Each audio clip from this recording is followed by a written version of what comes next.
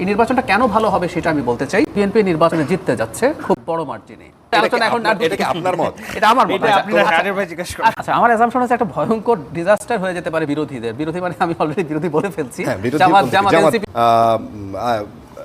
নির্বাচনী ডামাডোল যেটা, নির্বাচনী যুদ্ধ যেটা, সেটার মধ্যে ঢুকে গেছে আর কি দেশ।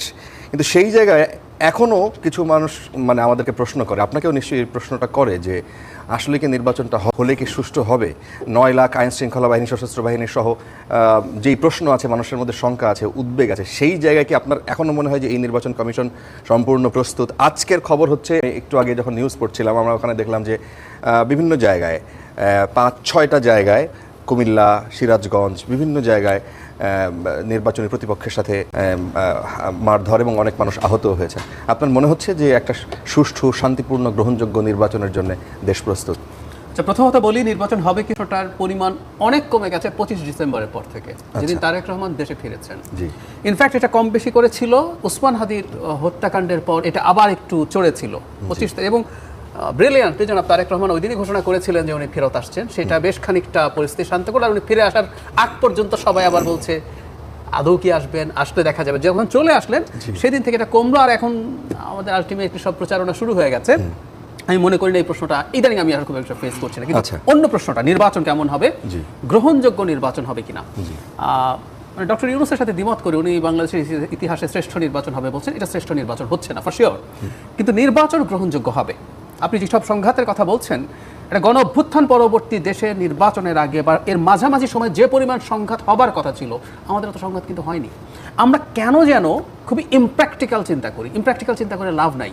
ধরুন আমরা মধ্যপ্রাচ্যে কি হলো, আরব স্প্রিংয়ে কয়েকটা দেশে গৃহযুদ্ধ শুরু হয়ে গেছে, 4টা দেশে সরিয়ে রাখেও নির্বাচন হয়েছে 2টোতে, ইজিপ্ট এবং তিউনিসিয়াতে।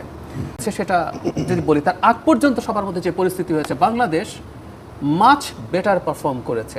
সংঘাত হবে, মারামারি হবে, আনএক্সপেক্টেডলি, আমরা কোনোভাবে চাই না, প্রত্যেকটা জীবন মূল্যবান, কিছু মানুষ মারাও যেতে পারে।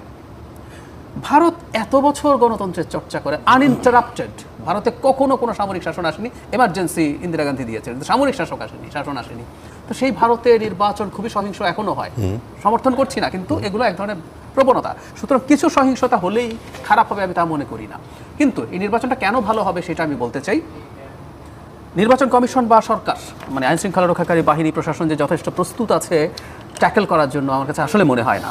তবে যথেষ্ট পরিমাণ সেনাবাহিনীর সদস্য থাকবে এবং এই নির্বাচনটা সেনাবাহিনীর জন্য একটা প্রেস্টিজ ইস্যু, তার চাইতেও জরুরি কথা। এবার একটু বলি, এটা নিয়ে কেউ পাল্টা প্রশ্নই করতে পারেন, আপনি কিভাবে বুঝলেন? সেটা হচ্ছে বিএনপি নির্বাচনে জিততে যাচ্ছে। আচ্ছা, জিজ্ঞেস করতে পারেন কেন আমি ওই আলোচনা এখন, এটা কি আপনার মত? এটা আমার মত। আচ্ছা, এখন এটা আমার মত হওয়াতে কি হয়েছে সেটা বলি। এরকম একটা নিশ্চিত বিজয়, ইফ আই এম কারেক্ট, আপনি ডিবেট করতে পারেন, আমি ভুলও প্রমাণিত হতে পারি, কিন্তু আমার মনে হচ্ছে যে দলটার সামনে আছে সেই দলটা মার খেয়ে হলেও, উস্কানি সহ্য করে হলেও সংঘাতে খুব বেশি জড়াবে না। আপনি খেয়াল করবেন 5 আগস্ট পরবর্তী সময়ে বিএনপি এটা করেছে সাধারণ ছাত্রের নামে। এটা কারা আমরা জানি। জনাব তারেক রহমানের বিরুদ্ধে কুৎসিততম স্লোগান দেওয়া হয়েছে, বাংলাদেশের ইতিহাসে এমন স্লোগান দেয়নি।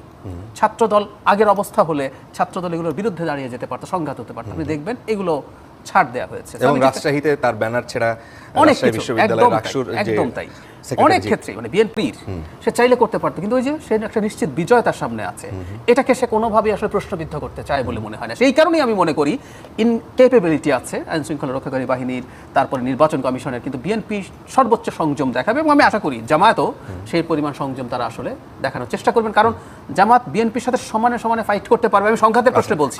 আপনি বলছেন যে নিশ্চিত আপনার অ্যাজাম্পশন কি যে কত কত কত সিট পাইতে পারে? আচ্ছা, আমার অ্যাজাম্পশন হচ্ছে একটা ভয়ঙ্কর ডিজাস্টার পারে বিরোধীদের। বিরোধী মানে আমি অলরেডি বিরোধী বলে ফেলছি। কেন হতে পারে বলি।